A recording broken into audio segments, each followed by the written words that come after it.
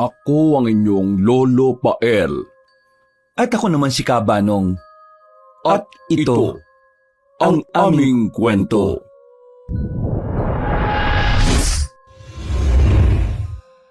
Bago nga pala magsimula ang ating kwento, sana'y mapindot nyo muna ang subscribe button at ang notification bell para lagi kayong nanonotify pag may bago tayong mga kwento. At huwag nyo rin kalilimutan mag-like at comment. Napakalaking tulong po ito sa ating channel para mas makapagatid pa kami sa inyo ng mga magaganda at mga nakakapangilabot na mga kwento. At ngayon, sa ating pagpapatuloy. Sigurado ba kayo na dito ang daan papunta sa rest house ni na Lolo? Kunot ang noo na tanong ni Nika habang walang tigil sa pagpapaypay gamit ang abaniko. Sigurado ko na dito nga ang daan. Kahit isang beses pa lang ako nakapunta. Hindi ko naman kaagad makakalimutan ang papunta dun eh. Ang haba naman na kasi ng biyahe natin eh. Hindi kaya naliligaw na tayo? Alam kong hindi tayo naliligaw. Wala ba kayong tiwala sa akin?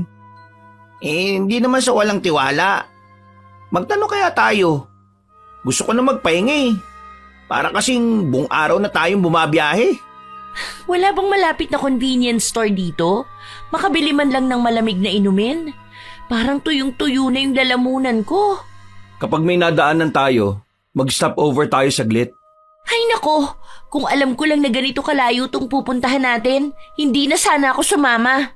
Ang sakit na ng balakang at puwit ko sa haba ng biyahe. Tumigil ka na nga sa kakareklamo mo dyan. Kanina, excited ka. Tapos ngayon sasabihin mo na sana, hindi ka na sumama. Dami mong ebas. Iisin lang kayong dalawa. O yan, meron ng tinda na mabibilan. Bumili muna tayo ng malamig na mainom. Baka makatulong para mawala yung init ng mga ulo nyo. Hininto ni Raymond sa gilid ng kalsada ang van na sinasakyan nila. Isa-isa silang bumaba at nagpunta sa tindahan. Nang makabili ng soft drinks, biskwit at chichirya, ay agad nilang nilantakan. Hindi nakatiis si Raymond kaya nagtanong na siya sa tindera. Ate, magtatanong mo sana ako. Dito ba yung daan papunta sa San Martin? Sumagot naman ang tindera at sinabing mali sila ng dinaraanan. Sa kabilang iskinita ang daan papasok sa lugar na hinahanap nila. Mabuti na lang ay malapit lang doon. Aminado siyang napapagod na rin sa pagmamaneho. Naku, maraming salamat po ate ha. Sige tutuloy na po kami. Pagkatapos magbayad ay agad na pumasok ang apat na magpipinsan sa van. Nagsimula na ulit magmaneho si Raymond. Sa pagkakataong yon ay natuntun din nila ang tamang daan patungo sa rest house ng lolo nila. Biglaan lang ang bakasyon nilang apat. Dahil sa sobrang burnout na sa trabaho, kaya naman nagpa siya ang apat na magbakasyon muna. Matagal na rin ang huli silang nagkita-kita. Maswerte nang magkasama silang tuwing may okasyon sa bawat pamilya. Hindi kagaya ng dati nung nag-aaral pa sila na lagi silang makakasama. Namiss din nila ang pagbabakasyon, kaya naman susulitin nila ang isang linggong bakasyon. Sa wakas ay narating din nila ang rest house na ipinagmamalaki ni Raymond. Hindi pa kasi nakapunta ang tatlong pinsan niya roon, kaya naman naisip niya na doon na lang gugulin ang bakasyon. Ito na yun? Akala ko pa naman napakalaki ng bahay. Na baka akala mo sa rest house, mansion? Ganun kasi yung mga napapanood ko. Huwag ka kasing mag-expect. Maganda naman ang rest house na ito eh. Alagang-alaga nga yan ni Mang Doming oh. Pumasok na tayo sa loob. Gusto ko na rin magpahinga. O nga naman, para makilatis na natin ang itsura ng loob ng bahay. Kinuha kagad ni Carlo ang bag niya at nagpatiunan ng pumasok sa loob. Walang nagawang tatlo kundi magkanya-kanyang kuha sa mga bag at gamit na dala nila. Akmang kakatok na sana si Carlo nang biglang bumukas ang pinto. Ang nakatingin na si Mang Doming ang bumungad sa kanya. Agad silang inanyayahan pumasok at kinuha ang mga gamit na dala nila. Pagkupo ni Carlo, hindi maiwasan na ilibot niya ang mga mata sa kabuuan ng sala. Tumabi si Nika sa kanya at kagaya nito ay sinusuri ng dalaga ang bawat paligid. O Mang Domeng, kumusta na po kayo? Nakangiting tanong ni Raymond sa caretaker ng bahay. Gumanti rin ng ngiti ang matanda at sinabing maayos naman siya. Ipinakilala ni Raymond ang mga pinsan. Maya-maya, nagpaalam si Mang Domeng na bibili muna ng makakain nila. Hindi rin kasi nito inaasahan ng pagdating ng mga bisita. Nang umalis ang matanda, naiwan ang 4 sa sala. Maganda naman tong bahay Hindi lang gaanong kalakihan. Marami bang kwarto dito? Gusto ko sana magsulo 5 kwarto rito. Pwede kang mamili kung saan mo gusto. O sige, akit muna ako Kikilatisin ko muna yung lahat ng kwarto dito. Nang umakyat si Carlo, napansin ni Raymond ang pananahimik ni Nika. O Nika, bakit ang tahimik mo yata? Okay ka lang ba?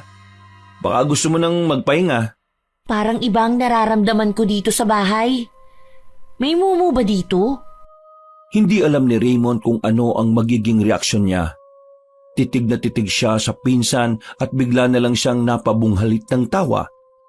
Hindi niya napigilang tawanan ito dahil sa sinabing kalokohan. Anong nakakatawa sa sinabi ko, kuya? Ang matured na natin para maniwala na may multo pa sa panahon ngayon. Nagtatanong lang naman ako. Nagpapaniwala ka naman na may mga multo. Evil spirit lang yan na nananakot ng mga tao, no? Madalas, gawa lang yan ang isip natin. Ate Arlene, pwede ba magkasama na lang tayo sa room? Ayoko mag-solo. Oo, sige. Naku, itong babae na to. Bulbuli na hanggang ngayon takot pa sa mga multo. Tara na nga sa taas para makapamili rin kayo ng mga kwarto nyo. Dala-dala mga gamit na makakasabay na umakyat ang 3. Pagdating sa 2 palapag, binuksan ni Raymond ang unang kwarto na nadaanan. Nakita niya si Carlo na nag-aayos ng mga damit sa cabinet na naroon. Lumingon naman si Carlo nang marinig na bumukas ang pinto. Dito na lang ako. Di ko trip yung ibang room Sige lang, papipiliin ko lang tong 2 kung saan nila gusto. Sunod na binuksan ni Raymond ang 2 kwarto. Sinilip ng 2 dalaga ang loob. Nang makilatis nila, umiling sila pareho. Ilang kwarto pa ang binuksan ni Raymond. Sa totoo lang, walang nagustuhan si Nika kaya si Arlene na lang ang pumili. Yung 3 kwarto ang napili niya. Medyo malaki kasi yon kumpara sa iba. Ayusin niyo na lang yung mga gamit niyo dito Doon na lang ako sa 2 kwarto. Sige na, magpahinga na rin muna kayo. Salamat, kami na ang bahala dito. Nang makapasok sa loob ng kwarto si Raymond, nilapag niya sa sahigang bag at patalong na higa sa kama. Agad niyang ipinikit ang mga mata. Iniisip niya kung saan magandang pumunta para naman makapag-enjoy sila. Sa sobrang pagod, hindi na malayan ni Raymond na nakatulog siya. Nagising din siya nang may kumatok sa pinto. Tinatamad pang bumangon kaya hindi niya pinansin ang kumakatok. Maya-maya, biglang bumukas ang pinto at pumasok si Carlo. Dumating na si Mang Domeng. Kumain na daw muna tayo. Gabi na rin Nagugutom na rin ako. O sige, susunod na ako. Sinabihan mo na ba yung 2? Hindi pa. Naglilibot kasi ako sa labas kanina Naaliw ako sa mga nakikita kong puno. Ang daming bunga. Saka, ang gaganda ng mga bulaklak. Delikado na naman yung mga bulaklak sa'yo. Baka iuwi mo pa sa atin yan Maluwag nang ngumiti si Carlo. Alam na alam kasi ni Raymond ang mga hilig at gusto niya. Aayusin ko sila tapos ibebenta ko online. Tsak na maraming bibili kasi kakaiba yung mga bulaklak na nandito Oy, bago mo gawin yan, magpaalam ka muna kay Mang Domeng Baka magalit yun kapag pinitas o ginumpit mo yung mga bulaklak na tanim niya. Oo naman, magpapaalam ako. Baka hindi na tayo makabalik dito kapag nagalit yung matanda. O sige na, tumayo ka na dyan para makakain na tayo. Oo sige, mauna ka nang bumaba. Tatawagin ko lang yung 2. Nang makalabas si Carlo ng kwarto, bumangon na rin si Raymond. Inunat pa niya ang 2 kamay at pinalagutok. Tumayo na siya at pinuntahan ang kwarto ng 2 pinsan. Kumatok siya. Nang walang sumagot o nagbukas, inulit niya ang pagkatok. Ilang sandali pa, bumukas ang pinto. nakita niya si Arlene na bagong gising. Bagya pang nakapikit ang mga mata nito. Gisingin mo na rin si Nika ah. Kakain na tayo ng dinner. Sige, susunod na kami. Mahirap pa namang gisingin yung isa. Kahit ako nakatulog din eh. O sige na, bababa na ako. Nayugyug ni Arlene ang nanghihilik na si Nika. Bagyang nagising ng dalaga pero muli itong pumikit at sinandaya ng unan. Inaantok pa ako. Mamaya ka na lang matulog ulit, kakain na daw. Parang ayaw bumukas ng mga mata ko eh. Gusto pa nila matulog kaysa kumain. Iiwanan kita rito. Ikaw rin, baka mamaya may tumabi sa'yo habang natutulog ka. Nang marinig ni Nika ang sinabi ng pinsan, agad na nagmulat ang mga mata niya. Bumalikwas siya ng bangon at pairap na tinitigan si Arlene. Hindi naman napigilan ni Arlene na matawa sa ikinilos ng pinsan. Alam niya kung paano ito tatakutin. Nakakainis ka naman ate. Nananakot ka pa, alam mo naman na matatakutin ako. Kasi nga ayaw mo pang bumangon. Tara na, nagugutom na rin ako. Sasama ka ba o maiwan ka dito? Siyempre sasama. Ayoko maiwan mag-isa rito, no? Baka mamaya may lumabas na multo dyan sa cabinet. Nagdadabog na bumangon si Nika habang si Arlene ay hindi maawat sa pagtawa. Nang makarating ang dalawa sa kusina, tahimik na naupo si Nika. Napansin naman nilang Raymond at Carlo ang nakabusangot na itsura ni Nika. Oh, ano nangyari sa iyo? Ganyan ang mukha mo. Mukhang napasama gising mo ah. Nakakainis kasi si ate. Hilig manakot lagi. Ang hirap mo kasing gisingin. Babangon ka rin naman pala eh. Gusto mo tinatakot ka pa. O sige na, tama na muna yan. Kumain na muna tayo. Masasarap yung mga pagkain, oh. Tahimik at maganang kumain ang apat. Inaya rin nila si Mang Doming na sumabay na sa kanila pero tumanggi ang matanda. Kamote at nilagang saging lang daw ang kinakain nito sa hapunan. Nang matapos silang kumain, nagpresenta na si Arlene na siya na ang maghuhugas ng mga kinainan nila. Nanatiling nakaupo si Nika habang hawak ang cellphone. Hihintayin niyang matapos ang ginagawa ni Arlene. Sila Carlo at Raymond naman ay lumabas ng bahay para magyosi. O ano tol, may iniisip ka na bang plano para bukas? Wala pa nga eh. Ano bang gusto niyong gawin? Mamasyal? Mag-swimming? Ayoko sa mall ah. Sawang-sawa na ako pumunta dyan. Maganda sana yung exciting at may thrill naman. Saglit na nag-isip si Raymond. Binabalikan niya sa isip kung saan sila dating pumupunta nung nagbabakasyon sila. Halos 5 taon na rin ang nakalipas. Kasama niya mga magulang na mga panahon na yun. Bukod sa mall, ay nag-swimming lang naman sila sa dagat at falls. Siguro mabuti pa. Magtanong tayo dun kay Mang Doming.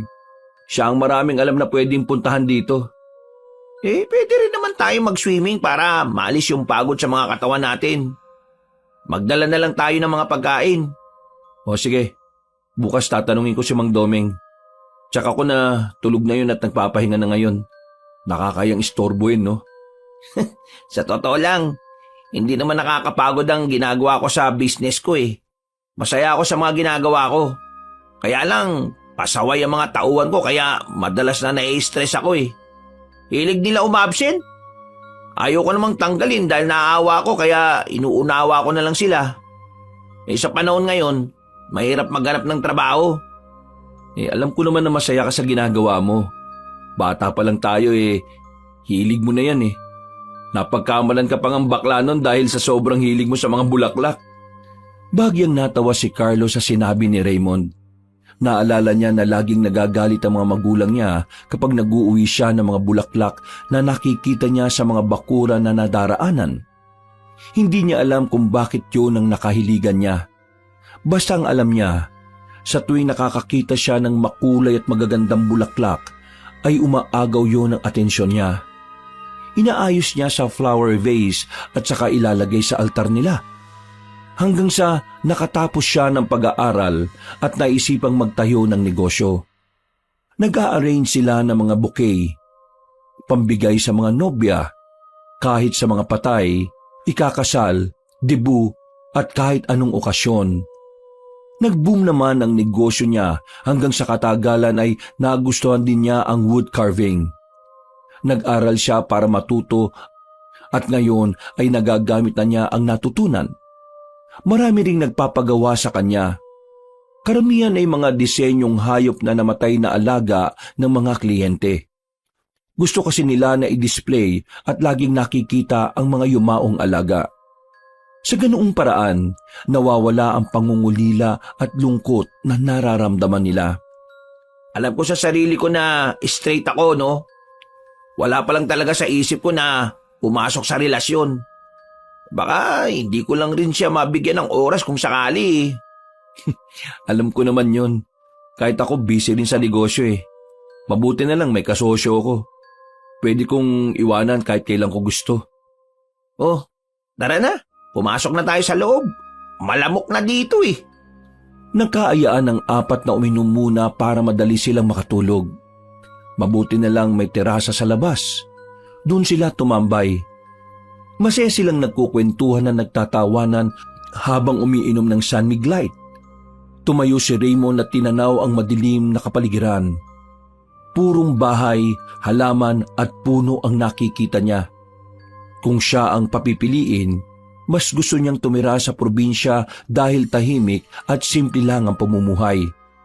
Napapikit siya nang umihip ang preskong hangin. Ninamnam niya ang malamig na hangin na dumadampi sa balat at katawan niya. Ay, bukas nga pala magsuswimming daw tayo. May dala ba kayo mga panligo? Always ready to. Syempre may dala ko. Mabuti pala at nagdala ko. Expected ko na yan na may magaganap na swimming. Itatanong ko bukas kay Mang Doming kung saan maganda mag-swimming dito. Yung malapit lang din. Hindi natin kabisado ang lugar eh. Mahirap nang lumayo. Mag-ghost hunting kaya tayo tapos si Nika ang leader natin. Che, ewan ko sa'yo, Kuya Carlo. Sabay-sabay nagtawanan ng 3. Hindi na naman kasi maipinta ang mukha ni Nika. Humahaba na naman ang huso nito at panay ang bulong. Mamamatay ng maaga yan si Nika kapag ginawa natin yun. Mumultuhin ko talaga kayo kapag namatay ako. Oh, si Nika na naman ang nakita nyo. Tigilan nyo na nga yan. Mamaya may mapipikon na naman eh. O paano? Paubos na tong iniinom ko. Mauna na ako sa inyo ha. Bukas, maaga tayo alis ha. Yung mga mahirap gisingin dyan, wag na rin magpuyat. Si Nika lang naman ang tulog mantika sa atin. Kapag hindi yan nagising agad bukas, iiwanan ko yan. Ate naman eh. Gigising ako na maaga bukas o kaya gisingin mo ko. Ayoko maiwan. Oo na, binibiro ka lang eh. O sige, dito na muna ako. Ako'y nabahala sa mga kalat dyan ha. Sige, kami nang bahala rito. Hindi na rin nagtagal ang 3. Nang maubos nila ang mga iniinom, ay magkakatuwang na iniligpit nila ang kalat. Nahihiya kasi sila kay Mang Doming kung siya pa ang magliligpit ng mga yon. Nang maiayos ang lahat, nagkanya-kanya na sila ng pasok sa kwarto. Habang nakaiga si Raymond, nakaramdam siya ng excitement para bukas. Tilaok ng manok ang nagpagising kay Raymond ng umagang yon. Bumangon siya at nag-inat. Hindi muna niya ginising ang mga pinsan. Diretso siya sa kusina para magtimpla ng kape. Pagdating sa kusina, naabutan niya si Mang Doming na nagluluto ng sinangag na kanin. Naamoy rin niya ang mabangong aroma ng pinipito na danggit at tuyo. Mang Doming, magandang umaga ho. Gumanti rin ang bati ang matanda sa kanya. Hindi siya nakatiis at lumapit siya sa kalan. Pinanood ni Raymond ang pagluluto nito. Nagpresenta na siya na ang magluluto ng iba pang ulam.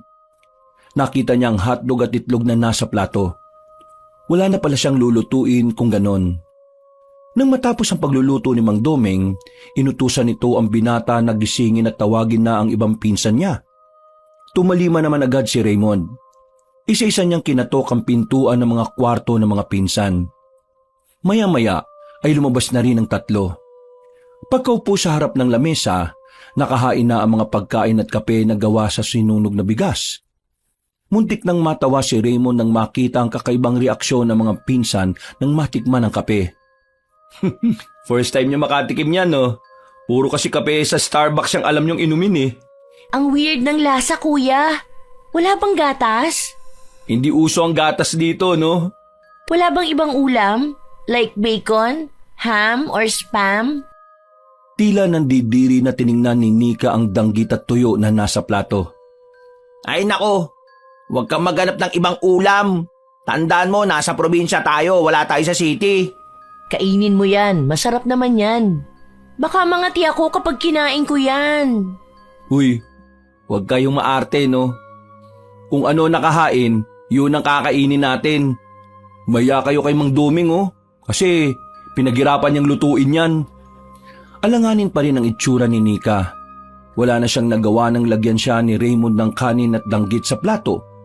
Halos nakatitig ang tatlo kay Nika, kaya naman napilitan siyang sumubo. Muntik na niyang iluwa ang pagkain pero pinigilan niya. Tsak na magagalit si Arlene sa kanya. Nagsimula na rin kumain ng tatlo. Pinilit ni Nika na lunukin ang pagkaing sinubo. Maya-maya, kumuha rin siya ng itlog at hotdog. Hindi siya pwedeng mag-inarte dahil nahihiya rin siya kay Mang Doming. Matanda na ito pero inaasikaso pa rin sila. Bigla tuloy niyang naalala ang namayapang lolo niya. Pagkatapos kumain, kinausap ni Raymond si Mang Doming kung saan sila pwedeng pumunta para mag-swimming. Sinabi nito na may falls malapit sa lugar nila. Nasa loob yun ng kagubatan pero hindi naman malayo ang kailangang lakarin para makarating doon. Marami raw naliligo doon, lalo na kapag summer. Nang maayos nila ang mga gamit na dadalhin, ay bumiyay na sila patungo ng falls. Hindi naman sila naligaw dahil madali lang hanapin ang lugar. Sa bungad ng kagubatan ay may mga nakatayong bahay. Binati pa nga sila nang dumaan sila. Pagdating nila sa falls, ay halos napanganga ang apat dahil sa kagandahan ng tanawin na nakikita nila. Grabe, parang paradise ang lugar na to. Ang ganda ng mga puno dito. Pwede kayang kumuha ng mga sanga dyan? Nako, ayan na naman si Carlo. Oy, nandito tayo para maligo at mag-enjoy, no? Isang tabi mo muna yung pangunguha mo ng mga sanga ng kahoy at mga bulaklak. Wala namang may-ari ng mga puno dito eh. Saka, hindi naman yung buong puno ang kukunin ko. Kahit na, kabilin-bilinan ni Mang Doming na huwag tayong mangialam ng kahit anong bagay dito sa gubat. Medyo creepy nga ang pakiramdam nung sinabi niya yung kanina eh. Iba kasi ang kaseryosohan ng mukha niya. Basta, hindi ko ma-explain eh. Kaya mabuti pa, sumunod na lang tayo sa kanya. Saka, tama naman eh. Naisip ko baka may nangangalaga dito sa lugar. Kahit papaano, naniniwala pa rin ako sa mga ganong bagay. Kaya tara na, ilatag na natin ang mga pagkain para makaligo na tayo. Sayang ang oras, malapit na magtanghali. Nagtulong-tulong na ang apat para maiayos sa mga pagkain na dala nila. Ilang sandali pa, nagsitalunan na sila sa tubig. Napakalinaw ng tubig na halos aninaw nila ang mga maliliit na bato at buhangin sa ilalim. Ilang oras ang lumipas, nakaramdam ng pagod at gutom ang apat kaya nagpasya silang umahon muna para kumain. Habang kumakain ay masayang tinititigan ni Carlo ang mga puno na nakikita. Sa isip niya, hindi siya pwedeng umalis na walang nakukuha na sanga ng puno sa mga yon. Pagkatapos kumain, muli silang lumusong sa falls habang si Carlo ay naiwan na nakaupo sa malaking batuhan na naroon. Nang makita niyang abala ang tatlong pinsan sa paglangoy, ay dahan-dahan siyang umalis sa kinauupuan. Namasyal siya sa loob ng gubat. Titingnan niya kung may makukursyonadahan siyang puno na pwedeng kuhanan ng sanga kahit maliit lang. Hindi naman malalaman nila Raymond at Mang Doming ang gagawin niya dahil itatago niya yon. Sa paglalakad ni Carlo, nakita niyang isang matandang puno. Ubod yun ng laki at napakaraming sanga. Bigla siyang namangha sa nakita dahil sa lahat ng mga puno na naroon, yun na yata ang pinakamalaki at walang mga dahon ng kabuuan ng puno. Tiningnan niya ang lupa. Wala rin mga dahon na nalaglag. Ibig sabihin, kakaiba ang puno na yon dahil parang walang kakayahang tubuan ng mga dahon. Hindi niya napigilan ng sarili. Lumapit siya at tinipo ang katawan ng puno. Napansin din niya sa ilalim noon ay may maliit na guwang. Sa tansya niya ay kasya ang isang payat na tao kapag pumasok doon. Ang ganda naman ito. Magpapaalam ako na kukuha ko ng ilang piraso ng sanga mo ha. Bago umakyat sa puno, nagpalinga-linga pa si Carlo. Pakiramdam kasi niya ay parang may mga matang nakamasid sa kanya. Nang walang nakitang tao, nagmamadali na siyang umakyat sa puno. Dahil sanay na sa ginagawa, madali niyang naputol ang 3 sanga na nakita. Nang mabali niya yon, ay parang may matinis na alingaw-ngaw na narinig si Carlo. Umihip din ng malakas ang hangin. Kakaiba ang hatid noon sa kanya. Nakakapanindig balahibo. Bigla siyang natigilan at inilibot ang paningin sa paligid. May tao ba dyan? Raymond? Nika? Arlene? Hindi ako nakikipagbiruan sa inyo ha. Kung kayo man yan. Walang lumitaw sa mga tinawag niya kaya nakahinga ng maluwag si Carlo. Nangyang mga yan. Guni-guni ko lang siguro yung narinig ko. Mabilis na bumaba sa puno si Carlo. Bago tuluyang lisanin ng lugar, nilingon pa niya ang malaking puno. Maraming salamat pala dito ha. Hindi napansin ng 3 ang pagbalik ni Carlo. Abala pa rin sila sa paliligo. Ilang sandali pa ay lumitaw siya para ayain na umuwi ang mga pinsan. Oh, saan ka ba galing? Bigla ka nawala. Naglibot-libot lang ako. Ayaw mo na bang maligo? Nag-e-enjoy pa kami. Saka maaga pa naman. Ang lapit lang ng rest house dito. Hindi naman tayo gagabihin. Ayoko na maligo. Doon na lang ako sa sasakyan. Hintayin ko na lang kayo doon ha. Matutulog na lang muna ako. Minsan talaga ang KJ ni Kuya Carlo. Minsan lang naman to, ayaw pa niyang sulitin. Hayaan mo na. Baka hindi pa siya nakakabawi sa pagod. Hindi mawala ang ngiti ni Carlo habang tinitingnan ng mga sanga na nakuha niya. Naglalaro na sa isip niya kung ano ang gagawin niya ron. Balak niyang i-display ang isa sa table niya sa opisina at ang isa ay sa kwarto niya ilalagay. Ang isa naman ay baka ibenta niya. 2 oras ang lumipas, nag-aya ng 3 na umuwi sila. Nang mailigpit ang mga gamit sa sasakyan ay bumiyahe na sila pauwi. Napansin ni Raymond na tahimik si Carlo. Gusto niya sanang tanungin ito pero pinili niyang manahimik na lang. Baka may iniisip lang ito na mga importanteng bagay. Pagkatapos kumain ng hapunan ay nagkanya-kanya na ang 4 sa mga kwarto nila. Dahil sa pagod, agad silang iginupo ng antok. Biglang nagising si Nika na nasa madilim na lugar. Kahit madilim, ay pinilit niyang aninawin ang paligid kung saan siya naroroon. Hanggang sa mapagtanto niya na nasa isang masukal na gubat siya. Bigla ang paggabog ng dibdib niya sa pinaghalong kaba at tensyon. Anong ginagawa ko rito?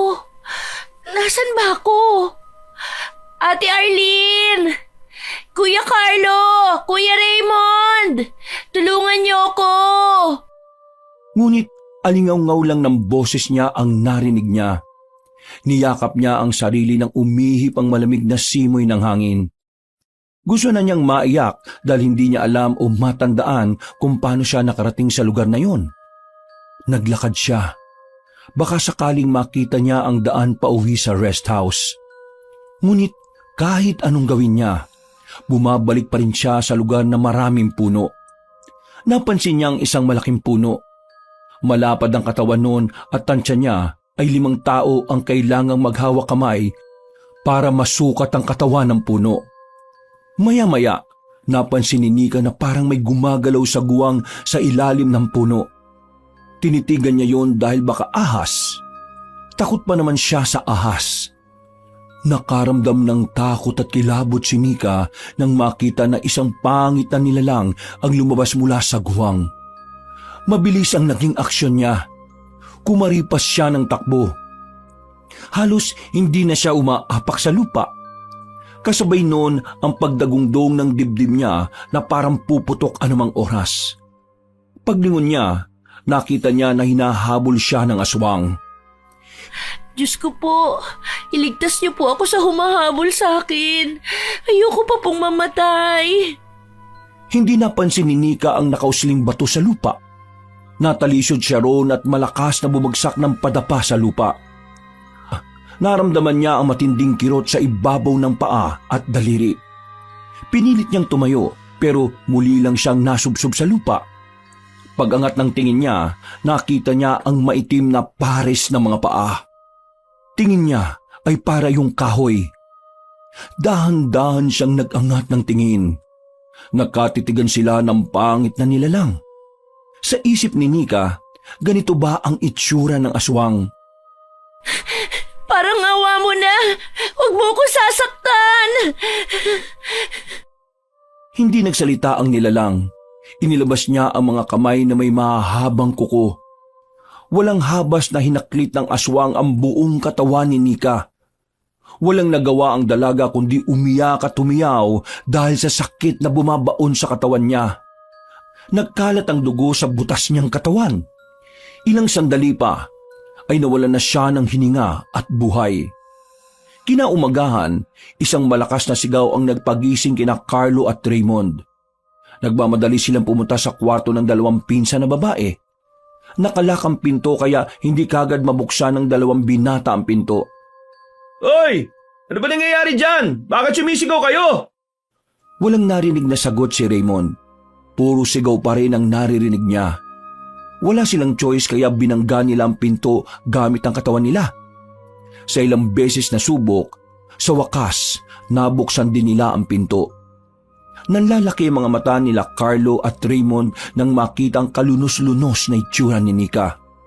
Butas-butas ang katawan nito at naliligo sa sariling dugo. Hindi naman maawat sa pagsigaw at pag-iyak si Arlene. Lumapit si Raymond at niyakap ang pinsan. Hinagod niya ang likod nito para kumalma. Maya-maya ay umahangos na dumating si Mang Domeng. Tinatanong nito kung ano ang nangyari at nagkakagulo sila. Patdari ng matanda nang makita ang itsura ni Nika. Hindi ko alam kung sinong may gawa niyan sa kanya. Bigla na lang ako nagising kasi pakiramdam ko basa ang likod ko. Pagkapa ko, dugo ang nakita ko kaya napaupo ako sa kama. Paglingon ko sa kanya, ganyan na ang itsura niya. Patay na si Nika. Hindi ko alam kung sino pumatay sa kanya. Shh! Tama na, tama na. Tumaan ka na at kumalma. Tatawag tayo ng pulis para maimbestigahan ang nangyari. Huwag ka na umiyak. Hindi naman alam ni Carlo kung paano magiging reaksyon niya. Kahit siya ay nabigla sa pangyayari. Nang tumawag si Mang Doming ng pulis, ay sumama si Carlo. Inilabas na ang bangkay ni Nika at inilagak muna sa morgue. Tumawag na si Raymond sa tiyahin niya para ibalita ang nangyari. Hindi niya alam kung paano ipapaliwanag ang nangyari sa pinsan. Kinabukasan, nagpa siyang tatlo na umuwi na kasama ang bangkay ni Nika. Gusto ng magulang nito na doon iburol at i-cremate pagkatapos. Lulan sila ng sasakyan ay walang kibuan ng tatlo. Hindi rin makausap si Arlene. Parang labis ang naging trauma nito sa nangyari. Mapapansin pa rin ang panginginig nito na parang takot na takot. Hindi pa rin maampat ang luha nito dahil sa lahat ng magpipinsan ay silang dalawa talaga ang close. Parang magkapatid na kung magturingan ng dalawa kaya naman labis ang pagdadalamhati nito sa pagkamatay ni Nika. Baka tayo naman ang isunod ng killer. Sabay napalingon ng dalawang binata kay Arlene. Ipanatag mo na ang loob mo. Hindi na tayo masusundan nun dahil uuwi na tayo. Kung sino man na may gawa nun kay Nika, hindi kami papayag na hindi mahuli yung salary na yun. Kailangan niya magbayad sa ginawa niya. Natatakot ako. Huwag ka na matakot. Nandito kami ni Carlo. Walang mangyayari masama sa'yo. Nang maihatid nila ang bangkay ni Nika ay halos maglupasay ang ina nito. Mabuti na lang at bukas ang isip ng tito nila para sabihin na hindi sila dapat sisihin sa nangyari. Agad namang inasikaso ang labi ni Nika. 3 araw lang itong ibinurol at saka ipinakremate. Simula nang namatay si Nika, hindi na nakakatulog ng maayos si Arlene. Laging laman ng panaginip niya si Nika. Umiiyak to at humihingi ng tulong sa kanya. Kapag hahawakan na niya ang kamay nito, bigla na lang itong nawawala. Saka siya biglang magigising at hindi na muling nakakatulog pa. Samantala, Pinilit ni Raymond na maging normal ang buhay niya. Si Carlo naman ay naging punong abala sa negosyo nito. Isang gabi, mahimbing na natutulog si Arlene. Napilitan siyang uminom ng sleeping pills na reseta ng doktor sa kanya para makatulog siya ng maayos. Nag-aalala na rin kasi ang magulang sa kanya. Habang nakaiga ay panay ang galaw ng ulo ni Arlene. Sa panaginip nito ay nasa isang madilim na lugar siya. Hindi pamilyar ang kinaroroonan niya. Naglakad siya para hanapin ang daan palabas sa masukal na lugar na yon. Pero kahit anong gawin niya ay bumabalik pa rin siya sa harap ng isang malaking puno. Maya-maya, napansin niya na may gumagalaw sa loob ng guwang ng puno. Nang makita niya ang nakakatakot na itsura nito, ay kumaripas siya ng takbo habang sumisigaw ng malakas. Hindi rin niya napigilang tumulo ang luha. Alam niyang panaginip lang yun pero bakit pakiramdam niya ay parang totoo ang nangyayari? Lumingon siya para tingnan ang nilalang na humahabol sa kanya. Lalong kumabog ng malakas ang dibdib ni Arlene na makita na nasa likod na niya ang kakaibang nilalang. Nakita pa niyang bagya yung ngumisi sa kanya. Habang tumatakbo ay itinaas nito ang isang kamay.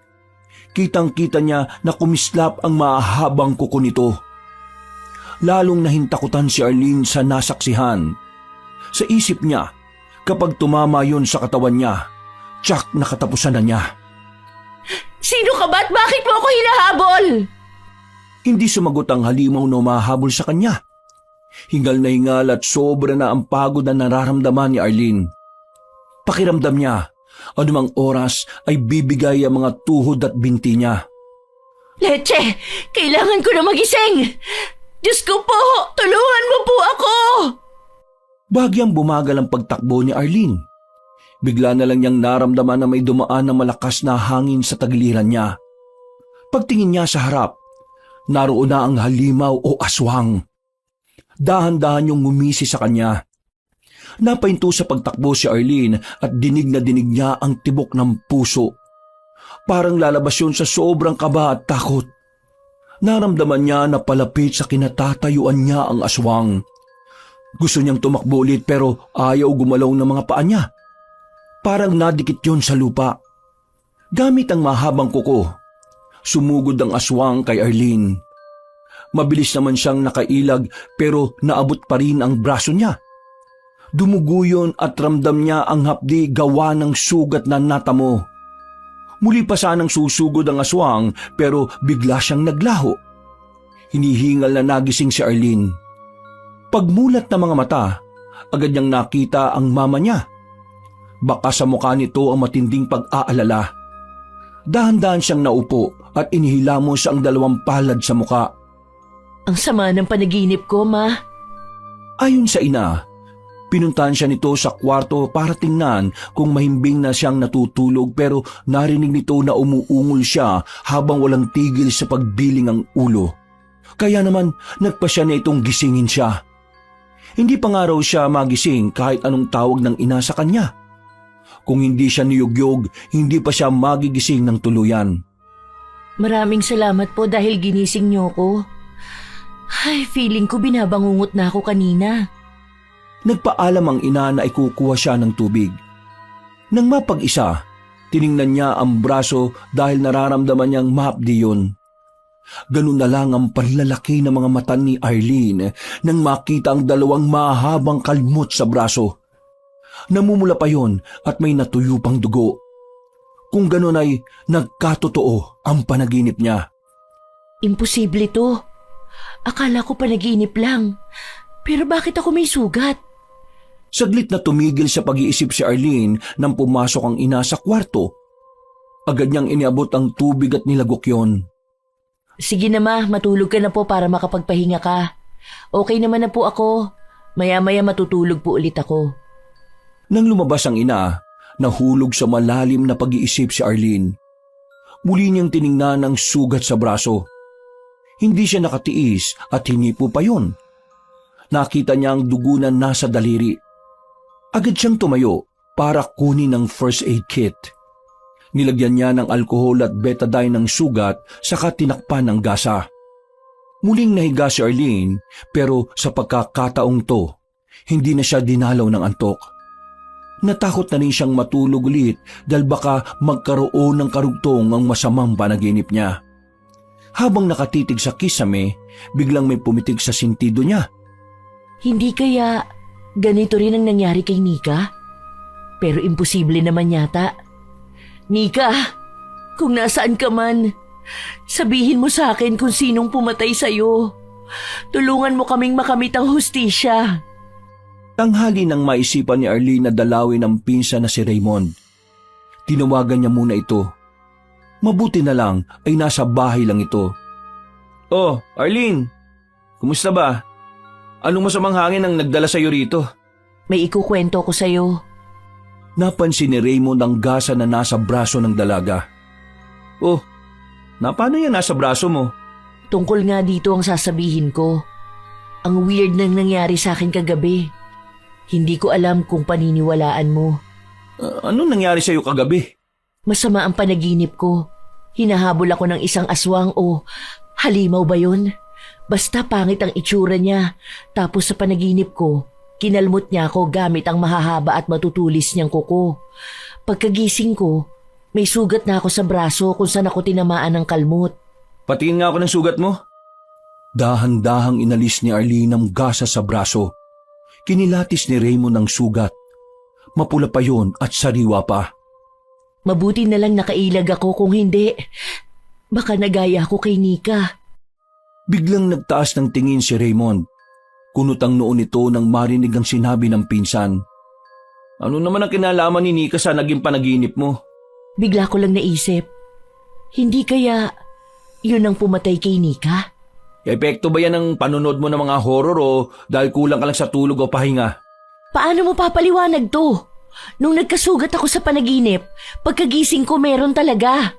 Hindi ko alam pero napaka-imposible naman ang sinasabi mo kasi. Hindi na nga ako natulog kagabi kasi natakot ako na baka may karugtong pa yung panaginip ko. Mabuti na lang ginising ako ni Mama. Nasabi mo na ba yan kay Carlo? Hindi pa. Sa'yo ko palang unang sinabi. Hindi rin alam ni na Mama at Papa. Ayoko mag-alala sila. Kapag naulit ang panaginip mo, sabihin mo sa akin ha. Baka kasi nagkataon lang yung nangyari sa'yo eh. Nagpaalam na si Arlene na aalis na. Sunod naman niyang pinuntahan ang pinsang si Carlo. Mabuti na lang ay nasa pwesto ito. Kagaya ng dati, abala ito sa pag-aayos sa mga bulaklak. Hoy, napadalaw ka yata. Ano bang sa atin? Pwede ba kitang maistorbo saglit? Oo naman. Ay, teka. Malapit na tumatapos. Naupo muna si Arlene sa mahabang sofa na naroon. Habang abala si Carlo at ang ibang tauhan nito, nagmuni-muni muna siya sa kabuuan ng lugar. Mabango sa loob dahil sa mga bulaklak at halaman na naroroon. Pagtingin niya sa gilid, may table roon at nakita niya ang isang sanga ng puno na nasa paso at nakadisplay. Nasa loob pa ito ng isang parisukat na salamin. Kumunot ang noo ni Arlene dahil parang pamilyar sa kanya ang bagay na yun. Malalim siyang nag-isip kung saan niya yun nakita pero hindi niya maalala. Ilang sandali pa ay tinawag na siya ni Carlo. Sabay silang pumasok sa pribadong opisina nito. Agad din niyang napansin ang nakadisplay na sanga ng puno na nasa lamesa. Kapareho nung nakita niya sa labas. Saan mo nakuha tong nasa lamesa mo? Yan ba? Binigay lang yan ng kaibigan ko. Ang ganda, di ba? Parang nakita ko na yan pero hindi ko maalala kung saan o kailan ko nakita. Anyway, bakit ka nga pala nagpunta dito? Ano pala yung sasabihin mo? Itatanong ko lang sana kung nananaginip ka ba ng masama. Hindi naman. Lagi nga masarap ang tulog ko eh. Lagi kasi akong pagod. Daming inaasikaso ng mga orders ngayon. Kagabi, ang sama ng panaginip ko. May halimaw na humahabol sa akin tapos kinalmot niya ako nung naabutan niya ako. Paggising ko, may totoong sugat na ako. Itinuro ni Arlene sa lalaki ang braso na may takip na gasa. Baka naman nakakalmot lang yan ng alaga mong pusa. Wala naman kaming alagang pusa sa bahay.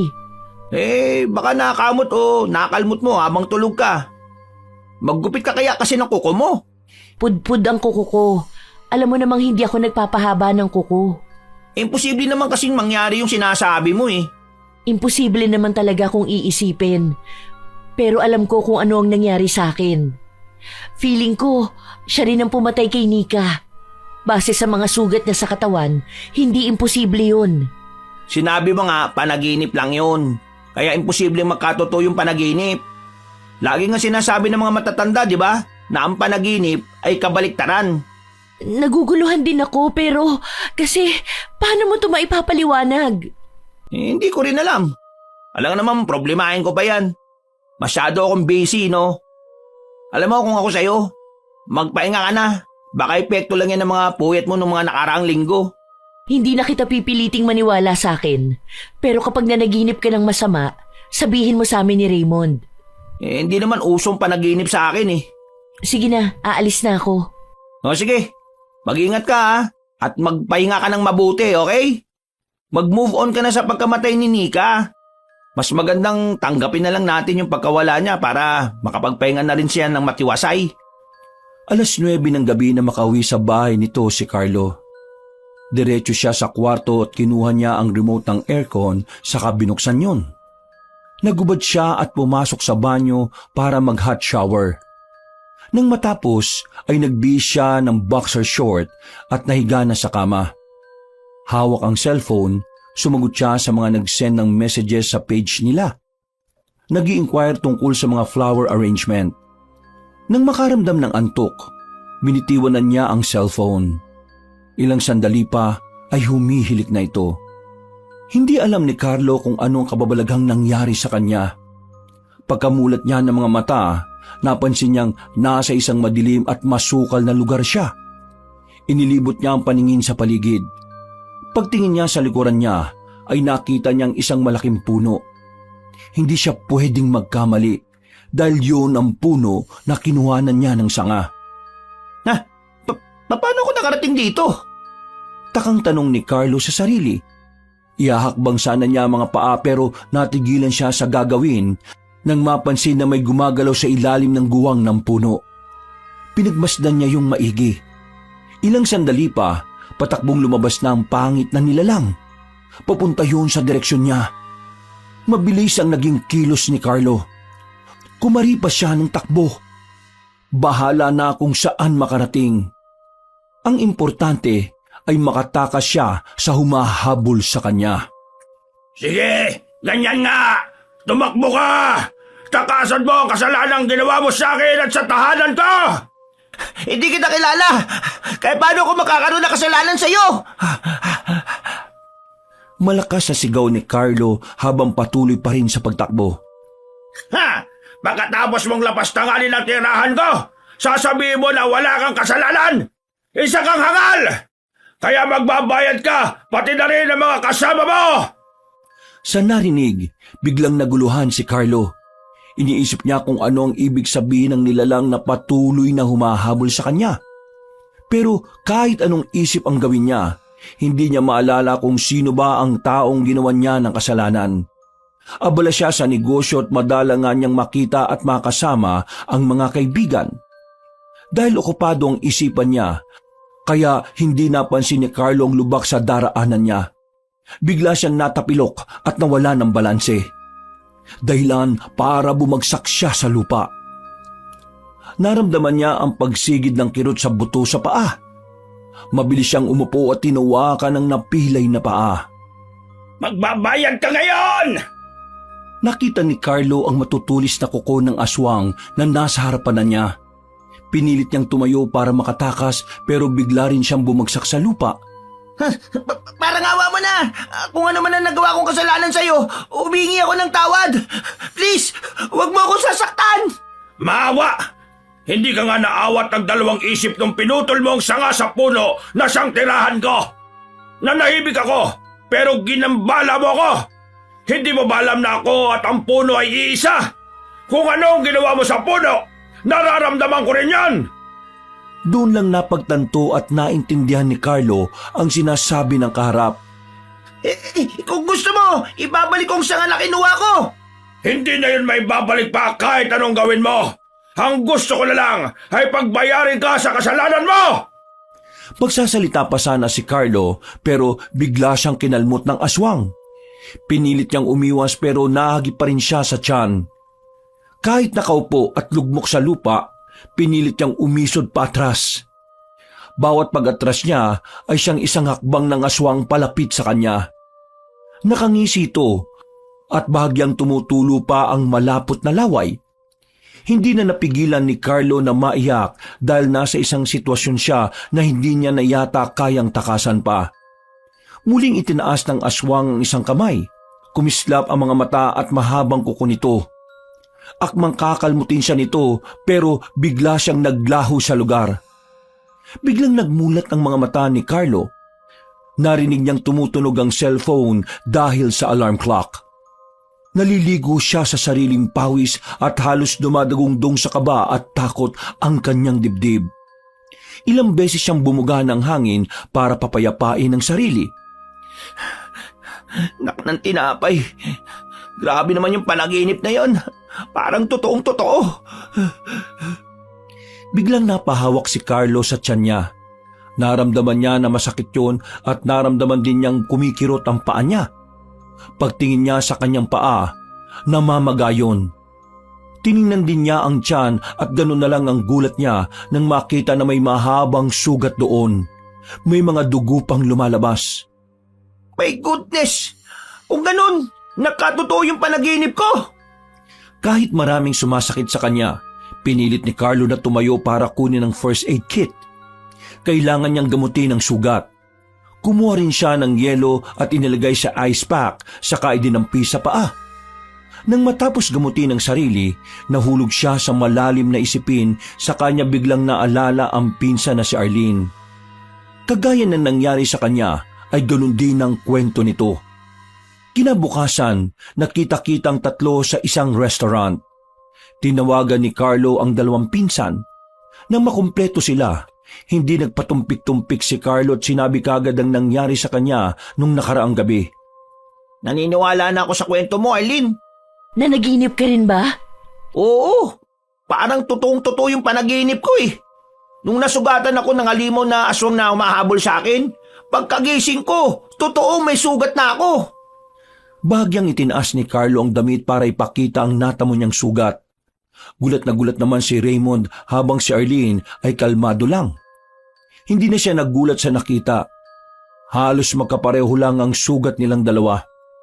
Ang malaking tanong dyan, sino nga yung halimaw na humahabol na yun sa inyo? Bakit niya ginagawa ang bagay na yan? Hindi ko alam. Hanggang ngayon, isa yan sa mga gumugulo sa isip ko. Kagabi, hindi ko naman siya napanaginipan. Yun pala, si Carlo ang dinalaw niya.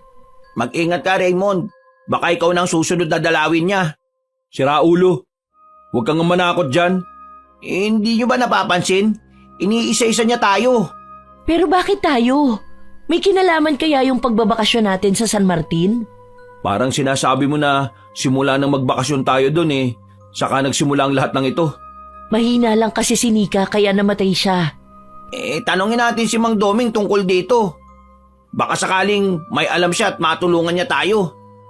Babalik pa tayo ng San Martin? Sabay na tumango ang dalawa. Walang nagawa si Raymond kundi pumayag at sumama na rin sa dalawa. Sa sinabi ni Carlo na baka siya na ang susunod na dalawin sa panaginip, hindi maiwasan na makaramdam tuloy siya ng kaba at takot. Natapos ang pag-uusap ng tatlo. Napagkasundo nila na sa Sabado na aalis papuntang San Martin. Nang gabing yun, uminom ng matapang na kape si Raymond. Susubukan niyang huwag matulog. Gumugulo pa rin sa isip niya na baka dalawin siya ng aswang sa panaginip kapag nakatulog siya. 12:00 na ng hating gabi pero mulat na mulat pa rin siya. Hindi na malaya ni Raymond na nakatulog siya. Hindi niya napigilan ng antok at mahimbing na nakatulog. Pagmulat ng mga mata niya, nasa isang madilim at masukal na gubat na siya. Kumabog ang dibdib niya dahil alam niyang nananaginip siya. Una niyang napansin ang isang malaking puno na walang mga dahon ng bawat sanga. Nagpalinga-linga siya sa paligid. Maraming puno na naroon pero parang yun lang ang puno na kakaiba sa lahat. Kung iniisip mong tumakas, hindi ka makakalis dito sa teritoryo ko! Hintakot na napalingin si Raymond sa nilalang na may mabalasik na tinig. Tiningnan niya ito mula ulo hanggang paa. Hindi niya maipaliwanag kung anong klaseng nilalang ito, basta ang alam niya, isa lang ang tamang deskripsyon na nasa harapan niya.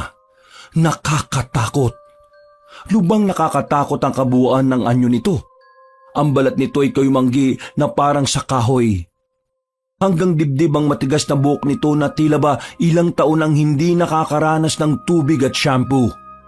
Natigil sa ginagawang pagkilati si Raymond nang bigla nitong inilabas ang kamay na may matutulis at mahahabang kuko. Ngumisi rin ang halimaw sa kanya. Hindi na nagsalita pa si Raymond. Mabilis ang naging kilos ng katawan niya. Mabilis siyang tumakbo para makalayo sa halimaw na humahabol sa kanya. Habang tumatakbo, taimtim siyang nagdarasal na sana'y magising siya. Naalala niya na yun ang habilin ni Carlos sa kanya bago sila umuwi. Para makaligtas siya sa tiyak na kamatayan, kailangan niyang magising o piliting gumising, pero paano niya gagawin yun? Halos puro puno lang ang nadaraanan niya. Wala man lang kahit isang bahay. Tumingin siya sa likuran. Nakita niya na nakangisi pa rin ang aswang sa kanya habang tumatakbo. Hindi totoo to! Hindi ka totoo! Lamang ka lang na masamang panaginip ko! Sino nagsabi sa'yo na hindi ako totoo?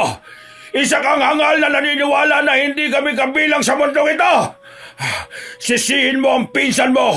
Kung hindi dahil sa kanya, hindi sana kayo mapapahamak ngayon! Sinong pinsan? Ano bang ginawa niya sa'yo? Malaki ang kasalanan sa akin ng lalaking yon. Kung hindi niya nilapastangan ang tahanan kong matagal kong iniingatan, edi sana tahimik lang din ang buhay niyo ngayon. Hindi ko siya mapapatawad, kaya pati kayo, papatayin ko rin! Hinihingal at parang bibigay na ang tuhod ni Raymond dahil sa sobrang pagod na nararamdaman. Nararamdaman niya na anumang oras ay parang magkukolaps na siya. Ramdam niya na malapit na ang katapusan niya sa kamay ng halimaw. Ilang sandali na lang ang layo ng aswang sa binata. Bago tuluyang makalmot ng aswang si Raymond, bigla na lamang itong naglaho sa lugar. Lalo naman ng galaiti sa galit ang aswang. Iginala niya ang paningin sa paligid para hanapin ang lalaking bibiktimahin, pero bigo siyang makita ito. Napasigaw na lang ito ng ubod lakas habang iwinawasiwas ang mahabang kuko sa mga puno at halaman na nadadaanan. Halos mapugto naman ang hininga ni Raymond nang magmulat ng mga mata. Agad siyang napatingin sa orasan na nasa dingding. 6:00 na ng umaga. Tumutunog ang cellphone niya na nasa ibabaw ng dibdib. Laking pasalamat niya dahil iniligtas siya ng tumutunog na cellphone. Kung hindi yun nag-ingay, baka patay na siya. Mabuti na lang at naisipan niyang buksan ang alarm clock. Maghapong nagkulong si Raymond sa bahay niya. Ayaw niya munang sabihin sa dalawang pinsan ang nangyari sa panaginip niya. Hindi pa rin kasi humuhupa ang nakabalot na takot sa buo niyang pagkatao. Araw ng Sabado, madaling araw pa lang ay nagsimula ng bumiyahe ang tatlo papunta sa San Martin. Habang nasa biyahe, kapansin-pansin ang pananahimik ng tatlo. Ayaw muna nilang pag-usapan ng tungkol sa problemang kinakaharap. Dahil naiinip sa biyahe si Raymond, kaya naman ipinasak niya ang earphone sa magkabilang tenga. Nakikinig siya ng music. Ipinikit niya ang mga mata para marelax siya. Simula kasi nang nanaginip siya ng masama, idlip na lang ang ginagawa niya. Natatakot siya na baka muli siyang dalawi ng aswang sa panaginip. Hindi nagtagal, mahimbing siyang nakatulog. Muli na namang naulit ang panaginip niya. Bigla na lang namalaya ni Raymond na nasa masukal na gubat siya. Diyos ko, nandito na naman ako! Mabuti naman at bumalik ka! Hinihintay kita, pwede ba? Tigilan mo na ako! Tigilan mo na kami! Sino ka para sundin ko? Ang may kasalanan ay may kaakibat na kabayaran! Pero hindi ako gumawa ng kasalanan sa'yo! Damay ka na rin! Magsasalita pa sana si Raymond pero bigla siyang dinamba ng aswang. Bumagsak sila pareho sa lupa at nagpagulong-gulong. Ilang beses sinubukan ng aswang na kalmutin siya gamit ang mahahaba nitong kuko pero maswerteng nakailag si Raymond. Samantala, napansin naman ni Carlo ang nakapikit na pinsan. Hahayaan niya sana itong matulog dahil parang puyat na puyat sa laki ng eye bag, ngunit narinig niya na umuungol ito at gumagalaw ang ulo. Raymond! Raymond! Gumising ka! Gising! Niyugyug niya ang pinsan pero hindi pa rin ito magising. Itinigil saglit ni Arlene ang sasakyan sa gilid ng highway. Tumulong na rin siyang gisingin si Raymond. Raymond! Raymond! Parang awa mo na, gumising ka! Raymond!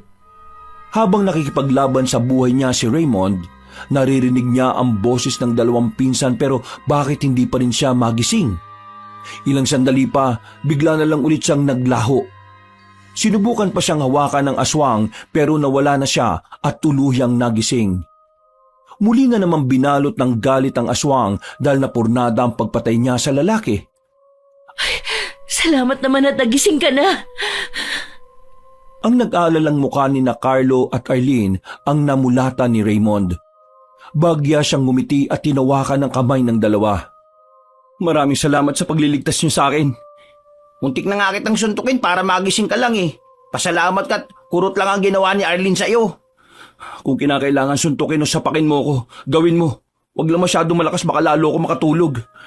Naririnig ko kayo kanina eh, pero hindi ko alam kung bakit hindi pa rin ako magising. Sana alam natin kung paano siya lalabanan. Sa totoo lang, wala tayong kalaban-laban sa kanya.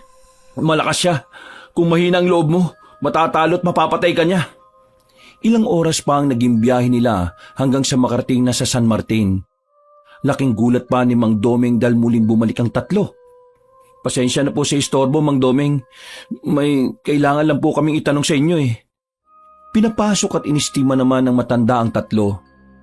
Pagkalapag ni Mang Doming ng pagkain sa center table, saka nagsimulang magkwento ang tatlo.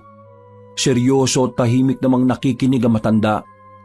Nang matapos silang magkwento, nagulat sila sa sinabi ni Mang Doming. Ayon dito, napakatagal na ng puno na yon sa loob ng kagubatan, kaya wala nang nagpupunta roon dahil may aswang daw na naninirahan sa puno. Ang bawat tao na maligaw o pumunta roon ay hindi na nakababalik pa, o kaya naman ay kung maswerteng makauwi, halos lahat ay namamatay sa bangungot. Kagaya ng kwento nila. Ganon din ang sinapit ng mga biktima noon. Kung paano kang namatay sa panaginip, ganon ka rin mamamatay sa totoong buhay. Hindi alam ni Mang Doming kung paanong nagagawa ng aswang yon, pero naniniwala siya na may taglay na kapangyarihan ng aswang para magkaroon ng kakayahan na makapasok sa panaginip ng isang taong gusto niyang biktimahin. Sa narinig ng tatlo, lalo lamang nadagdagan ng takot nila. Ang sabi pa ni Mang Doming, para hindi sila madalaw sa panaginip, kailangan nilang huwag matulog at manatiling gising. Kaso, parang imposible naman na hindi tayo aantukin. Paano na yung gagawin natin? Hindi natin kakayanin ng walang tulog. Baka yun na ang ikamatay natin kung sakali. Umamin nga kayo. Ano bang ginawa niyo sa puno para magalit ng matindi sa atin nung nakatira doon? Wala akong ginawa. Hindi ko nga alam kung saan nakatayo yun sa loob ng gubat eh. Ha? Lalo naman ako. Sigurado ka ba, Carlo? Pinagpipintakan mo ba ako? Baka si Nikang may kasalanan dahil siya ang unang pinatay ng aswang na yun. Oo, easy ka lang. Nagtatanong at naninigurado lang naman ako eh. Umiwas ng tingin si Carlo kay Raymond habang ang huli naman ay nahulog sa malalim na isipin. Ano ba ang kailangan nilang gawin para malabanan ang aswang? Kailangan nang matapos ang lahat at sikapin nila na hindi sila mabawasan. Buhay ang nakataya kaya kailangan ng tripling pag-iingat. Sa unang gabi, nagpa siyang tatlo na magkakasama na lamang silang lahat sa iisang kwarto. May dala silang electric kettle, tasa at kape. Kailangan nilang uminom ng matapang na kape para manatiling gising at hindi antukin. Alam nila na kapag nakatulog sila, katapusan na ng buhay nila. Nang gabing yon, parang ang bagal ng takbo ng oras para sa kanila. Alauna na madaling araw, mulat pa rin sila. Naglalaro sila ng baraha para malibang. Maya-maya, humikab si Carlo. Inaantok ka na? Medyo. Pero bawal naman matulog eh. Hindi ko alam kung hanggang kailan natin kakayanin ang setup na ito. Hindi ko rin masasabi. Basta ngayon, pilitin nating huwag matulog. Sa gabi lang naman siya dumadalo sa panaginip eh. Mamayang umaga, pwede na siguro tayo matulog. Para na tayo nagtatrabaho sa call center nito. Gising sa gabi pero tulog sa umaga. Kung ito lang ang tanging paraan para makaligtas tayo sa halimaw na yon, gawin na lang natin. Nakatagal naman ang tatlo. Tumitilaok na ang manok at putok na ang araw sa kalangitan nang magpa siyang lumabas sa kwartong tatlo. Naabutan nilang nagluluto si Mang Doming sa kusina. Napansin na matanda ang kakaibang itsura ng tatlo. Pakiwari niya ay hindi pa sila natutulog. Tinimplahan niya ng kape ang magpipinsan at naghain na rin ng makakain para sa kanila. Mabuti naman at may luto ng pagkain. Medyo nagugutom na ako. Pagtapos natin kumain, matutulog na ako ha. Magpababa muna kaya tayo ng kinain bago kayo matulog. Baka naman bangungutin kayo dahil busog pa kayo natulog na kayo. Sobrang antok na talaga ako eh. Kung hindi lang din ako nagugutom, mas uunahin ko pang matulog kaysa kumain. Nang matapos kumain ng tatlo, nagkanya-kanya na silang pumunta sa mga kwarto. Naiga si Arlene pero hindi pa siya dinadalaw ng antok. Si Raymond naman ay kasalukuyang kausap sa cellphone ng kasosyo sa negosyo nila. Hinabili niya na ito muna ang bahala sa lahat habang may importante siyang inaasikaso. Si Carlo naman hindi na talaga napigilan ng antok pagkahiga pa lang. Agad na siyang nakatulog. Hindi pa man nagtatagal, nasa panaginip na naman si Carlo. Napapalatak at napapailing na lang siya nang mabistuhan na nasa masukal na gubat na naman siya. Ang buong akala niya, ligtas na sila kapag sa umaga sila natulog pero nagkamali sila. Maligayang pagbabalik sa mundo ng panaginip na totoo! Ha! Alo, na-miss mo ba ako? Si Raulo lang ang makakamiss sa'yo, no? Malakas na humagalpak ng tawa ang aswang. Sa mga oras na yon, nakakaramdam na ng takot si Carlo. Kung tulog na ang mga kasama niya, wala nang gigising sa kanya. Baka hindi na siya makaligtas sa pagkakataong yon. Hindi nag-aksaya ng oras si Carlo. Kinukurot niya ang sarili para magising pero walang epekto ang ginagawa niya. Ano ba? Ano bang gagawin ko para makalis sa lugar na ito? Mas maganda kung ngayon pa lang. Sisimulan mo ng tumakbo at tumakas! Yun na nga ang problema. Hindi siya makatakbo ng mabilis dahil masakit pa ang paa niya nung natapilok siya. So, gusto mong makipaglaro bago mo ako patayin? Oo! Natutuwa kasi ako dahil wala kayong ginawa kundi tumakbo at takasan ako! Hindi ko kayong tumakbo ngayon eh. E di ayos! Mas madali na kitang mapapatay ngayon! Bibilang ako ng 10! Tumakbo ka na! Kapag natapos ang pagbibilang ko, saka kita hahabulin! Hindi na nakasagot pa si Carlo dahil nagsimula ng magbilang ang aswang. Wala siyang nagawa kung hindi tumakbo kagaya ng sabi nito. Wala rin naman siyang ibang choice kundi yun lang ang gawin. Hindi siya makakatakbo ng mabilis kaya naisipan ni Carlo na maghanap ng pwedeng pagtaguan. Nang makita niya ang isang may kalakihang puno, nagtago siya sa likod nun. Sana naman ay hindi siya makita ng baliw na aswang na humahabol sa kanya. Mas gusto bang magtago kaysa tumakbo? Sige, pagbibigyan kita sa gusto mo. Maglaro tayo ng tago-taguan. Kapag nakita at nahanap kita, patay ka! Malayo sa kinaroroonan ni Carlo ang boses na naririnig niya. Bagya pa siyang napalunok ng laway habang tagaktak ang pawis sa muka at liig niya. Lalo niyang pinag-igi ang pagtatago dahil kapag nahanap siya nito, tsak na mamamatay na talaga siya. Tumahimik bigla ang paligid. Sa isip ni Carlo, baka sa ibang lugar pumunta ang aswang para hanapin siya. Lalabas na sana siya sa pinagtataguan para muling humanap ng ibang pwedeng pagtaguan ulit. Eksaktong paglabas niya, nasa harapan na niya ang nakangising halimaw. Bigla siyang kinalmot nito gamit ang matalas na kuko. tumama yun sa pisngi niya. Napahayaw siya sa sobrang sakit. Pakiramdam niya, napunit ang balat niya. Muli sanang aatake ang aswang sa kanya pero bigla na lang naglaho si Carlo.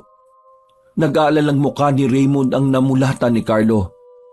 Habang mahimbing na natutulog ang huli, nakita ni Raymond kung paanong nagkaroon ng sugat sa pisngi ang lalaki. Doon siya lalong naalarma na kailangan niyang gisingin si Carlo. Maraming salamat at ginising mo ako. Muntik na ako mamatay, insan.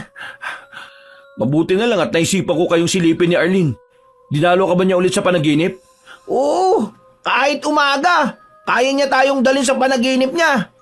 Hindi na talaga tayo pwedeng matulog, insan. Hindi siya titigil hanggat hindi niya tayo napapatay, lalo na ako. Nagsalubong ang kilay ni Raymond sa narinig. Bakit pakiramdam niya ay may kailangan siyang malaman? Carlo, mamin ka nga sa akin. Ano ba talagang ginawa mo sa puno para magalit sa atin ng matindi yung nakatira doon? Bumuntong hininga si Carlo ng ilang beses bago umamin sa pinsan. Yun na ang pagkakataon para sabihin niya ang kasalanang nagawa niya. Hindi ko naman kasi akalain na aabot sa ganito eh. Nung naligo tayo sa falls, naglibot ako noon hanggang sa nakarating ako sa pinakadulo ng gubat. Sa paglilibot ko, naagaw ng pansin ko yung isang malaking puno. Kumuha ko ng 3 pirasong sanga at inuwi ko yun sa atin. Ano? Jesus, bakit mo namang ginawa yun? Kabilin-bilinan ko sa inyo, di ba? Na wala tayong gagalawin sa loob ng gubat. Sinuway mo yung habilin ni Mang Doming sa atin eh. Kaya ngayon, hindi tayo tinitigilan ng aswang na nakatira sa puno na ginambala mo. Aminado ko sa kasalanan ko. Di ko naman alam na may nakatira pala dun eh. Nagpaalam pa nga ako dun sa puno eh, bago ko ginawa yun. Pati si Nika na walang kalaban-laban na damay. Ano na lang yung magiging reaksyon nila tita kapag nalaman ng tungkol dito? Hindi naman na natin kailangan sabihin sa kanila ang kababalagang nangyari sa atin. Kasi baka madamay pa sila eh. Dapat pala humingi ka ng tawad eh. Ginawa ko na yun, insan. Sabi ko pa nga, isosoli ko kung ano yung kinuha ko pero ayaw pumayag ng baliw na aswang na yun. Mamaya, kakausapin ko si Arlene. Sasabihin ko yung tungkol dito para alam niya kung bakit nangyayari ang lahat ng ito. Hindi siya titigil hanggat hindi niya tayo napapatay lahat. Hindi ko na nga alam ang gagawin ko eh. Ang mabuti pa, i-relax mo na lang ang sarili mo. Magpahinga ka na muna dyan. Pupuntahan ko lang si Arlene. Dahil baka siya naman ang dalawin sa panaginip. Hindi na natulog si Raymond. Kahit nakakaramdam na siya ng pamimigat ng mga mata. Hapon na nang magising si Arlene. Bahagya pa itong nagulat nang makita si Raymond na nakaupo sa sofa na naroon. Anong ginagawa mo rito? Hindi ka pa yata natutulog. Binabantayan talaga kita. Kaninong umaga, dinalo ulit si Carlo ng aswang sa panaginip. Oh my God! So ibig sabihin, kahit umaga pwede niya tayong dalawin sa panaginip? Ganun na nga. Bawal na talaga matulog. Sa nakikitang itsura ni Raymond, hindi maiwasan na makaramdam ng habag si Arlene sa pinsan. Mahiga ka na dito sa kama. Matulog ka kahit ilang oras, babantayan kita. Hindi na. Hindi naman ako inaantok eh. Anong hindi inaantok? Malapit nang malaglag yung mata mo. Baka sasahig ko na yung pulutin. Nang hindi kumilos si Raymond, tumayo si Arlene at tinilang lalaki papunta sa kama. Matulog ka na muna. Pangako, walang mangyayaring masama sa'yo habang tulog ka. Babantayan kita. Kapag narinig mong umuungol ako, gawin mo lahat para magising ako ha. Oo, ako ang bahala. Hindi nagtagal, mabilis nakatulog si Raymond. Nagtimpla naman ng kape si Arlene at kumuha ng tinapay sa bag. Nakakaramdam siya ng gutom kaya kakain muna siya. Ilang oras ang lumipas, payapa naman ang itsura ni Raymond. Habang mahimbing na natutulog. Eksakto 7:00 ng gabi nang ginising ni Arlene si Raymond. Hindi niya ito nagawang iwanan. Tinatawag na kasi sila ni Mang Doming para kumain. Nang magising si Raymond ay sabay na silang bumaba sa kusina. Naabutan pa nila si Carlo na nakaupo roon at hinihintay sila. Kumusta ang tulog mo? Hindi na ako nakatulog dahil dinalaw na naman ako sa panaginip ko kanina eh. Hindi ba na ikwento ni Raymond? Hindi niya nakwento. Tulog na kasi ako kanina eh. Nagising na lang ako na nasa kwarto siya at binabantayan ako. Kaya siya naman ang pinatulog ko. Binantayan ko rin siya. Para makatulog ang isa sa atin, kailangan may nagbabantay para kapag alam na nananaginip na, may gigising. Oo, yun na nga rin ang naisip ko eh. Hindi tayo pwedeng sabay-sabay na matulog. Nang gabing yon, magkakasama muli ang tatlo sa iisang kwarto. Unang pinatulog nila Arlene at Raymond si Carlo. Halata kasi sa itsura nito na parang babagsak na ang mapupungay na mga mata. Bantayan niyo ako ha. Isingin niyo kagad ako pag alam niyong nababangungot ako. Basta sige na, kami nang bahala sa'yo. Nahiga na si Carlo. Ilang minuto rin ang lumipas saka siya nakatulog. Isang oras na ang nakalipas, wala namang nangyayaring kakaiba kay Carlo. Nagkakwentuhan ng dalawa at nagpa siya na maglaro ulit ng baraha para hindi sila mainip sa oras. Tuwang-tuwang dalawa sa nilalaro na tong-its hanggang sa napansin nila na gumagala ang ulo ni Carlo at mahina itong umuungol. Agad na nilapitan ng dalawa si Carlo. Niyugyug nila ito at pilit na ginigising. Samantala, nananaginip na naman si Carlo. Napakabilis ng pangyayari.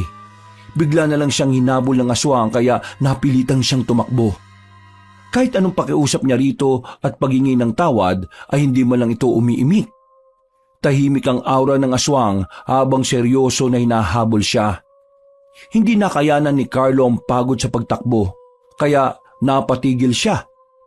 Naramdaman na lang niya na bumaon sa likod niya ang dalawang matulis na kuko ng aswang. Sumuka siya ng dugo sa kadahan-dahang napaluhod sa lupa. Bago tuluyang bumagsak, muli siyang kinalmot sa mukha ng aswang na siyang bumawi sa kanyang buhay at tininga. Panay naman ang tili at iyak ni Arlene nang masaksya ng kalunos-lunos na nangyari sa pinsan. Nang salatin ni Raymond ang pulso ni Carlo, nasiguro niya na patay na ito. Labis ang nadarama niyang galit. Sa isip-isip niya, hindi pwedeng managot ang pumatay sa dalawang minamahal na pinsan nila. Aminado siyang may kasalanan si Carlo pero hindi pa rin tama na buhay ang maging kapalit. Patuloy pa rin sa pag-hysterikal si Arlene. Para kumalma ito ay niyakap ni Raymond ang dalaga habang hinahagod ang likod nito. Tumahan ka na. Kailangan mong kumalma. Baka kung ano pa mangyari sa iyo eh. Hindi mo ba nakita kung ano nangyari kay Carlo? Wala na tayong pag-asang makaligtas pa. Tayo na ang isusunod niya. Ayoko pa mamatay. Wala nang mamamatay sa atin. Kailangan mo lakasan ang loob mo kung gusto mo mabuhay.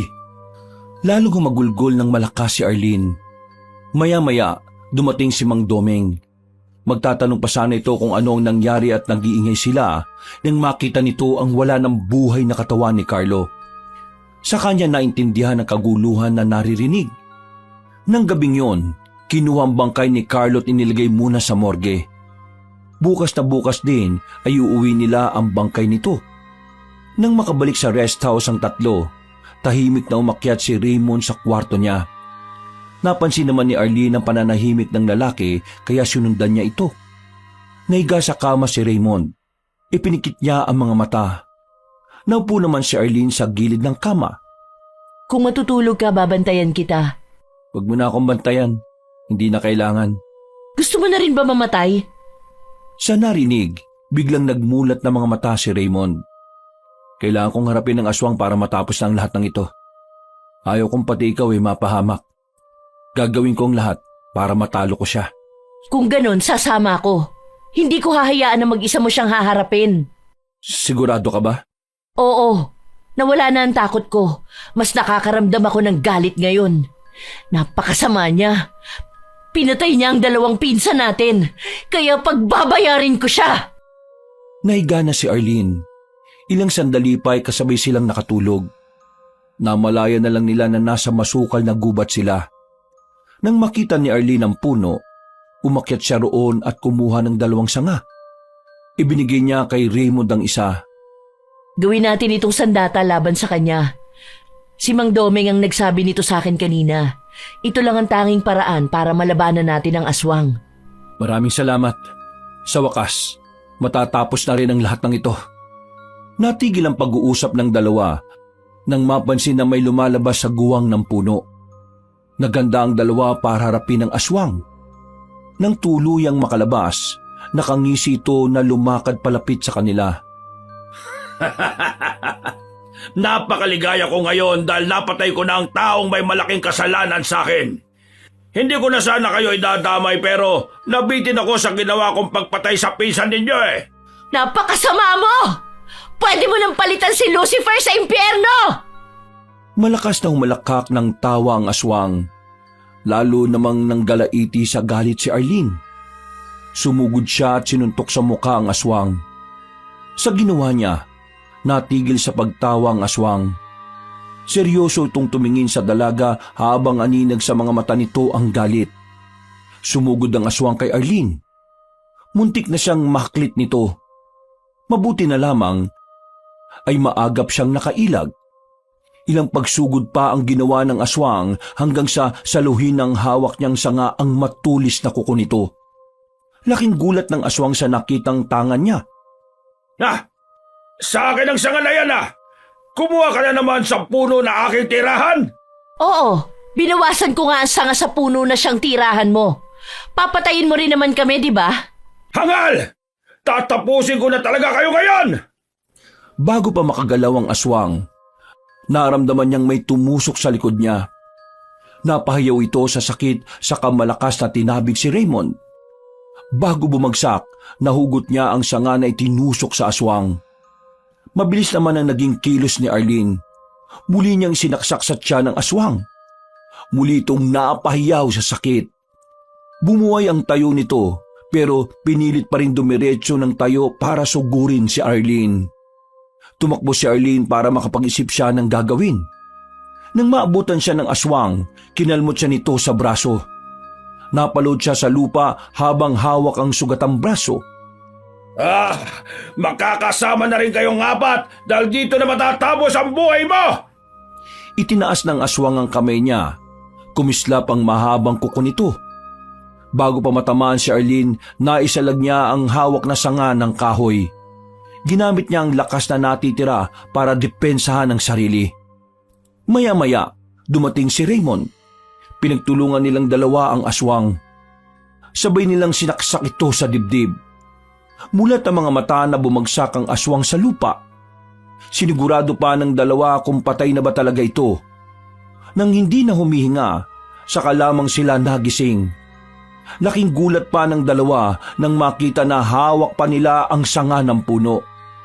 Sa wakas, tapos na. Natalo natin ang aswang. Hindi ako makapaniwala na pati ito nadala natin dito. Ang daming imposible na nagiging posible. Anong gagawin natin dito? Itago lang natin. Remembrance. Napansin ni Raymond na malapit ng mag-umaga. Hindi na sila natulog at hinintay na lang mag-umaga. Nang lumiwanag sa paligid, nagpaalam na sila kay Mang Doming na babalik na sa Maynila kasama ang bangkay ni Carlo. Baka sang sobrang kalungkutan sa mukha ng matanda pero laking pasasalamat nila dahil tinulungan sila nito. Lula ng sasakyan, makatabi sa upuan ng dalawa. Wala silang imikan na tila parehong may malalim na iniisip. Maya-maya, hindi na malayan ni Arlene na nakatulog na siya. Napansin naman ni Raymond na nakapikit ang katabi. Hinayaan niya lang ito at saka nakinig ng music sa cellphone. Nagmulat na mga mata si Arlene. Nakaidlip pala siya. Pagtingin niya kay Raymond ay nakapikit din ito at bagyang nakanganga. Muntikan pa siyang matawa sa itsura nito pero bigla siyang natigilan. May bumundol na kaba sa dibdib niya. Malakas siyang niyugyog ang pinsan at maya-maya nagising na ito. Kinapa ni Raymond ang labi. Baka kasi tumutulo ang laway niya. Uy, grabe ka naman kung makayugyog. Akala ko kasi nananaginip ka ulit eh. Wala na, patay na ang aswang. Hindi na niya tayo madadala sa panaginip niya. Mabuti naman kung ganon. Nag-alala lang naman ako. Ipanatag mo na nga yung sarili mo. Hindi na niya tayo gagambalain pa, no? Sana nga. Nang makarating ang dalawa sa bahay ng magulang ni Carlo, halos mahimatay ang ina nito nang makita ang kalunos-lunos na sinapit ng anak. Agad itong dinala sa puninarya at ibinurol sa bahay nila. Maraming kamag-anak at kaibigan ang nagpunta sa lamay. Sila Arlene at Raymond naman ay hindi iniwan ng tiyahin at tiyuhin. Hindi nila kayang ipaliwanag kung paanong namatay si Carlo, basta sinabi nila na nakita nilang ganun na ang lalaki kagaya ng nangyari kay Nika. Bago mailibing si Carlo, napanaginipan ni Raymond ang pinsan. Nakangiti itong nakatingin sa kanya. Tinapik siya nito sa balikat at nagsabi ng pasasalamat dahil natalo nila ang aswang. Pagkagising ni Raymond, may luha na tumutulo sa mga mata niya. Mabilis niya yung pinahid saka tumayo at tiningnan si Carlo na nasa loob ng kabaong. Mabuti naman at matatahimik ka na, insan. Makikita rin tayong muli. Hindi man ngayon pero saya dyan ang panahon kung kailan. Paalam, Carlo. Mahal na mahal kita. Babaunin ko sa alaala kong lahat ng pinagsamahan natin. Naramdaman ni Raymond na may tumabi sa kanya. Nalingunan niya si Arlene na mugto na rin ng mga mata. Oh, okay ka lang ba? Hindi, pero magiging okay din ako. Makaka-move on din ako. Hindi pa lang sa ngayon dahil nabawasan na naman tayo. Inakbayan ni Raymond ang pinsan at tinimas ang balikat nito. Mag-move on ka na. Kasi baka hilahin ni Carlo yung paa mo kapag natutulog ka. Napaninginipan ko siya eh. Maayos nang lagay niya sa kabilang buhay. Muli na namang umagos ang masaganang luha sa mga mata ni Arlene. Pinigilan niyang humagulgol. Naramdaman na lang niya na hinahagod ni Raymond ang buhok at likod niya. Masakit naman talaga na isa sa mga mahal natin sa buhay ang mawala. Pero ganun talaga ang buhay. Lahat tayo mamamatay. Iba-iba nga lang ang paraan kung paanong babawiin ang buhay na hiram natin. Kaya maging masaya na lang tayo. Dahil kahit papaano humihinga pa tayo at may pagkakataon pang mabuhay sa mundong ito. O sige na, tumahan ka na. Papangit ka lalo kapag panay ang iyak mo. Che, wisit ka. Di naman ako pangit, no? Kaya nga, huwag ka nang umiyak para hindi ka pumangit. Kinabukasan, matiwasay na nailibing si Carlo at bago tuluyang tabunan ng lupa ang kabaong nito, ay naghagis sila ng magaganda at makukulay na bulaklak. Alam nila na labis na matutuwa ang lalaki dahil hilig nito ang mga bulaklak. Inihagis din ni Arlene ang mga sanga na kinuha ni Carlo. Ayaw na niyang makita pa yon dahil naaalala lang ni Arlene ang mga naranasan nila sa kamay ng aswang. Nang matapos ang libing, nagkanya-kanya na silang uwi sa mga bahay nila. Pagdating ni Arlene sa bahay nila, naabutan niya ang bunsong kapatid na nilalaro ang sanga ng puno na alam niyang nakatago na. Saan mo nakuha to? Hindi sumagot ang kapatid niya at nanatili lamang nakatitig sa kanya. Maya-maya, biglang nagbago ang paligid na kinatatayuan ni Arlene. Nasa masukal na gubat na naman siya at muli niyang nakita ang aswang na akala niya ay napatay na nila. Sumugod ito sa kanya. Mabuti na lang at naisangga niya ang sanga na hawak. Akala mo ba'y patay na ako? Diyan ka nagkakamali dahil buhay na buhay pa ako! Hindi! Hindi ka totoo! Panaginip lang to! Malakas na humalakak ang aswang habang si Arlene ay nagdarasal na sana ay magising siya. Wakas,